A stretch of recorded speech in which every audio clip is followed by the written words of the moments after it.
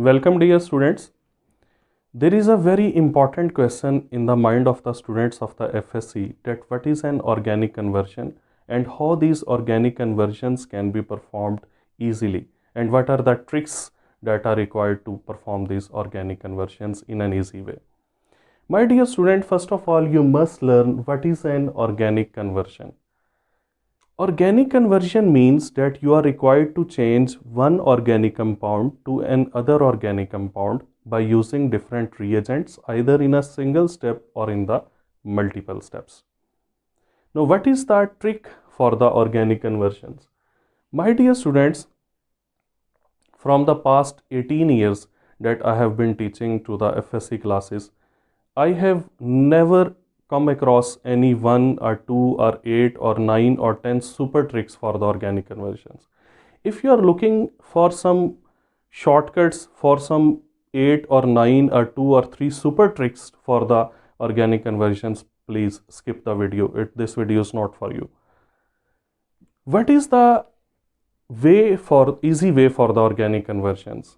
Dear students, the first thing is practice. You will have to write down the chemical reactions, methods of preparations of the different organic compounds repeatedly. And you will have to practice them on the daily basis. And then when you will practice the organic reactions on the daily basis, then you will develop a good memory of all those organic reactions. So first of all, the first thing is that you will have to practice the organic reactions. Without practice, you cannot understand organic reactions or organic chemistry. And if you have no good concepts of the organic chemistry, then you cannot perform the organic conversions. So practice them on daily basis again and again and develop a good memory of the organic reactions. Then you can perform the organic conversions in exams. My dear students, the third and very important point for the organic conversions is that think backward. Think backward mean that suppose if there is a conversion that how ethanol can be converted to benzene, so I will not start thinking from ethanol, rather I will start thinking from benzene. So start thinking from the product, not from the reactant side. First of all, the first question in your mind should be how benzene can be prepared. What are the different methods that I have studied in my textbook for the preparation of the benzene? Then you will definitely, if you have developed a good memory of the organic reactions, then definitely a reaction will strike your mind, that is the polymerization of ethyne. So ethyne can be polymerized to benzene. So the first answer to the question that how benzene can be prepared from any compound having two carbon atoms, that is that ethyne can be converted to benzene. Now how ethyne can be produced? You will have to recall all those methods that you have studied for the preparation of the ethyne. And those methods, among those methods, there is a method that is the dehydrohalogenation of the vicinal dihalide. So dehydrohalogenation of vicinal dihalide may result in the formation of the ethyne. So first of all, ethyne is required, then no vicinal dihalide is required. And in order to produce a vicinal dihalide, you will have to halogenate an alkene. So now alkene is required. And you can convert an alcohol into alkene by the dehydration.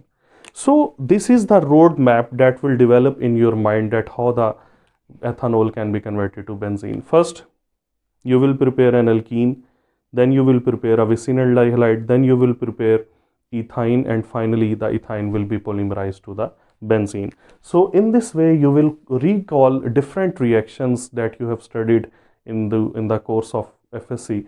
Then you will be able to perform the conversions. If you are not able to recall those reactions, then you cannot perform the organic conversion. So first of all, I will dehydrate this ethanol in the presence of concentrated H2SO4 at 180 degrees C, and I will prepare ethene. Then ethene will be halogenated and that will be converted to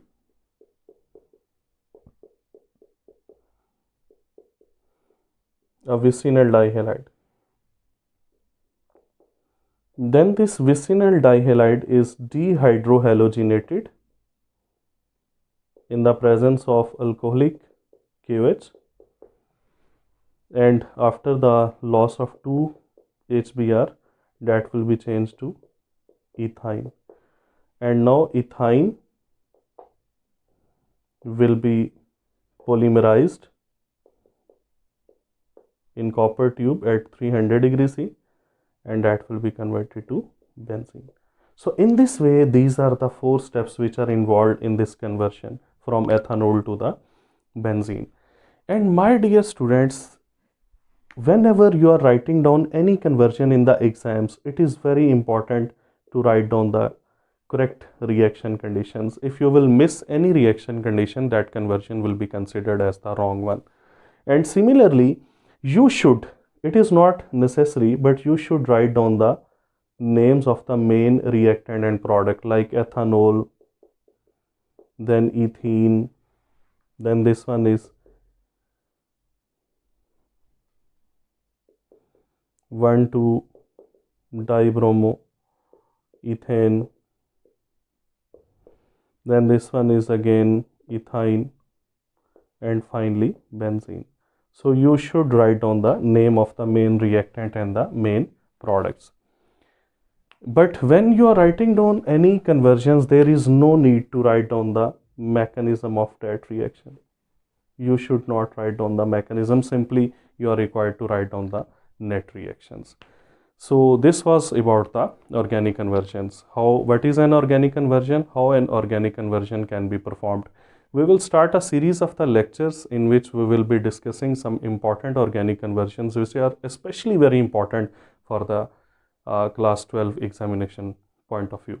So this was an introductory lecture. Next time we will come up with the lecture number 1 in which we will be discussing some important organic conversions. Till then, take care.